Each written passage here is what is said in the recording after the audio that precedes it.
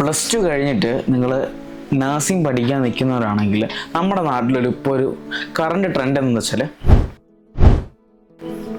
കുറച്ച് പേര് German language പഠിക്കാൻ പോകും, കുറച്ച് പേര് ഈ IELTS പഠിക്കാൻ പോയിട്ട് യു കെ നോക്കുന്ന എല്ലാവരുടെയും മെയിൻ ലക്ഷ്യം വെയിൽസിൻ്റെ അണ്ടറിലുള്ള വെയിൽസിലെ സ്കോളർഷിപ്പ് ഫുള്ളി ഫണ്ടഡ് നഴ്സിംഗ് പ്രോഗ്രാമാണ്. സത്യം പറഞ്ഞാൽ അതിൻ്റെ ഗ്രൗണ്ട് റിയാലിറ്റി എന്ന് വെച്ചാൽ ചുരുക്കം ചിലർക്ക് മാത്രമേ കിട്ടുള്ളൂ. കുറേ ആപ്ലിക്കേഷൻസ് പോകും. പിന്നെ ഉള്ളൊരു ഓപ്പർച്യൂണിറ്റി എന്ന് പറഞ്ഞാൽ ഈ ജർമ്മൻ ലാംഗ്വേജും UK കഴിഞ്ഞ് കഴിഞ്ഞാൽ പിന്നെ വരുന്ന ജോർജിയയുടെ സത്യാവസ്ഥ എന്ന് വെച്ചാൽ ഇപ്പോൾ നിങ്ങൾക്ക് ജോർജിയയിൽ നഴ്സിംഗ് പഠിക്കാനാണെങ്കിൽ 4 ഇയർ ബാച്ചിലേഴ്സ് ഡിഗ്രിയാണ്.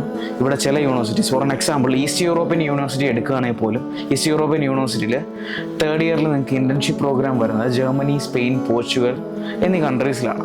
അതുപോലെ തന്നെ യൂണിവേഴ്സിറ്റിയുടെ സിലബസിൽ ബാക്കിയുള്ള യൂണിവേഴ്സിറ്റീസിനെക്കാട്ടി ബെറ്റർ ആയിട്ട് എനിക്ക് ഫീൽ ചെയ്തൊരു കാര്യം, യൂണിവേഴ്സിറ്റിയുടെ സിലബസിൽ തന്നെ ജർമ്മൻ ലാംഗ്വേജ് ഇൻ്റഗ്രേറ്റഡ് ആണ്.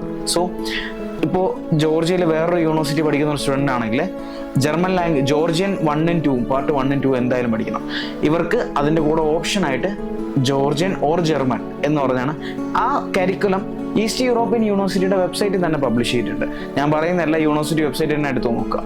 പിന്നെ അടുത്ത കാര്യം എന്ന് വെച്ചാൽ ACQIN എന്ന് പറയുന്ന യൂറോപ്യൻ അക്രഡേഷൻ ഏജൻസിയുടെ ഡയറക്റ്റ് അക്രഡേഷൻ ഉള്ള നഴ്സിംഗ് പ്രോഗ്രാമാണ് ഈ ഈസ്റ്റ് യൂറോപ്യൻ യൂണിവേഴ്സിറ്റിയിലെ നഴ്സിംഗ് പ്രോഗ്രാം.